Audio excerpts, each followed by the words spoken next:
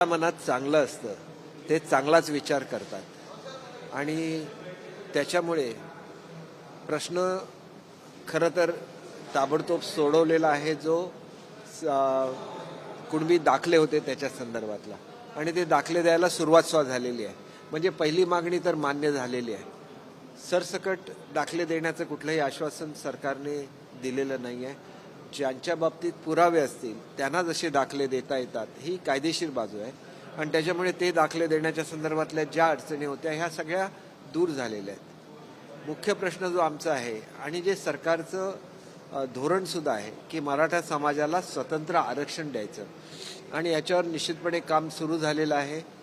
हे curative petition हे हायकोर्टापर्यंत supreme कोर्टापर्यंत जायला लागेल आणि ते सुप्रीम कोर्टाने ऐकायचं मान्य केलेलं आहे. त्यांनी जर ते दाखल करून घेतलं क्युरेटिव्ह पिटिशन तर निश्चितपणे मराठा समाजाला खऱ्या अर्थाने न्याय मिळू शकेल आणि त्या दृष्टीने सगळी तयारी सुरू झालेली आहे.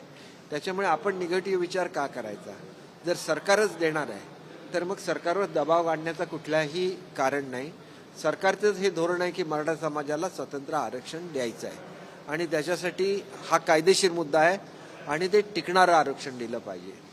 कायदा तर सरकारने केलेलाच आहे. जो सुप्रीम कोर्टामध्ये रद्द करण्यात आला तो पुन्हा एकदा त्या ठिकाणी टिकला पाहिजे या दृष्टीने सरकार कटिबद्ध आहे आणि त्या मुदतीमध्ये ते करेल. ही कारवाई पूर्ण झाल्यानंतर तो पहिला टप्पा पूर्ण होईल. त्याच्यानंतर आपली बाजू क्युरेटिव्ह पिटिशनमध्ये मांडायला लागेल आणि क्युरेटिव्ह पिटिशनमध्ये आपली बाजू मान्य झाली तर कायमस्वरूपी टिकणारं आरक्षण हे मराठा समाजाला मिळू शकेल. आता स्थानिक स्तरावर काय करायचं असतं याच्याबद्दल सुद्धा मी तुम्हाला सांगतो की आपला समाज मागासलेला आहे याच्या संदर्भातले पुरावे हे ज्यावेळेला सर्वे चालू असतो त्यावेळेला द्यायला लागतात. हे काय कुठल्या आंदोलनाने होत नाही, मोर्चाने होत नाही, अशा कुठल्याही बाबतीत होत नाही. तर त्याच्यामध्ये वस्तुस्थिती जी असते ती रेकॉर्डवर यायला लागते आणि त्याच्यासाठी खूप मोठं सहकार्य हे समाजाचं लागत असतात. तर आरक्षण हे केवळ सरकारची जबाबदारी नाही, सरकार आणि मराठा समाज दोघांनी एकत्र येऊन ही सगळी कारवाई पूर्ण केली पाहिजे आणि त्या दृष्टीने समाजाचं पूर्ण सहकार्य लाभेल याची मला पूर्ण खात्री आहे.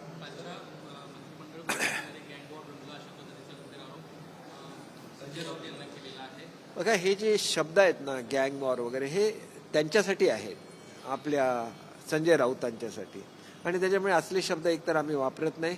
आमची चर्चा होते, चर्चेतून चांगले निर्णय होतात आणि हे निर्णय बाहेर आल्याबरोबर आम्ही आपल्यासमोर म्हणजे मीडियासमोर सुद्धा सांगत असतो.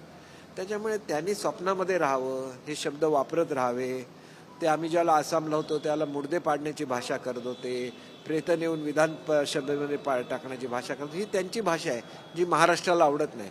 आणि म्हणून आज सुद्धा जो काय एक 8व्या क्रमांकावर उभाटा पोचलं याचं कारण सुद्धा संजय राऊतांची ही भाषा आहे असं मला वाटतं.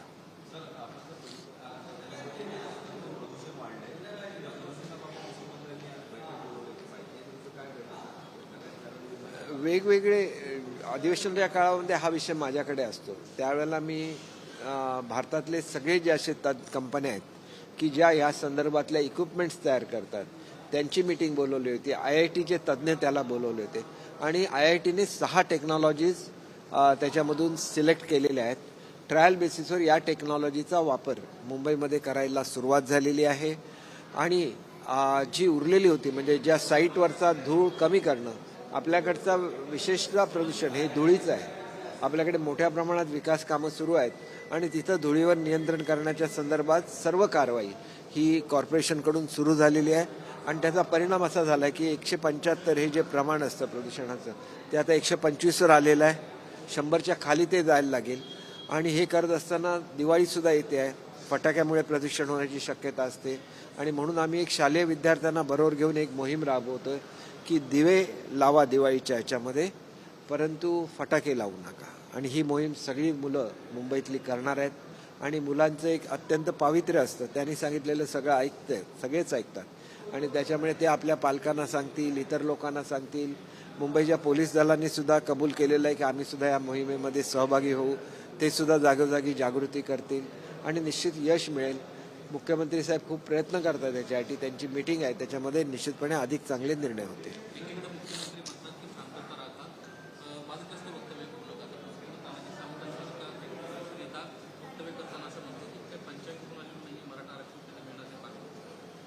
हे बघा, तानाजी सावंत कुठल्या रेफरन्समध्ये बोलले हे मला माहिती नाही, परंतु आमच्या सरकारचं धोरण आहे की टिकणारं मराठा आरक्षण मराठा समाजाला द्यायचं आहे. थँक्यू. माझी मीटिंग आहे.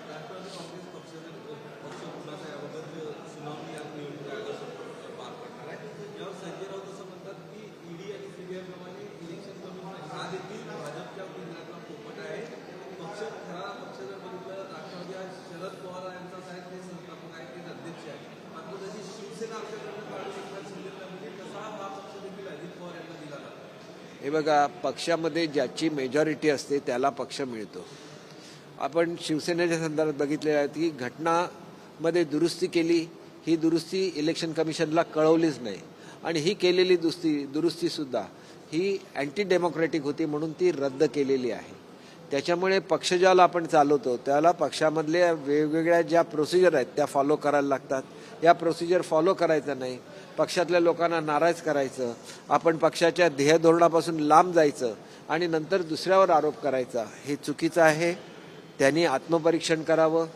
त्या संजय राऊत यांनी तर आत्मपरीक्षण करण्याची गरजच आहे, कारण त्यांना रोज नवीन नवीन काहीतरी साक्षात्कार होत असतात. त्याच्यामुळे पिंजऱ्यातले जे पोपट असतात ते भविष्य सांगणाऱ्यांच्या सोबत असतात आणि ते पोपट बाहेर पडतात आणि ते एक एक कार्ड उचलत असतात.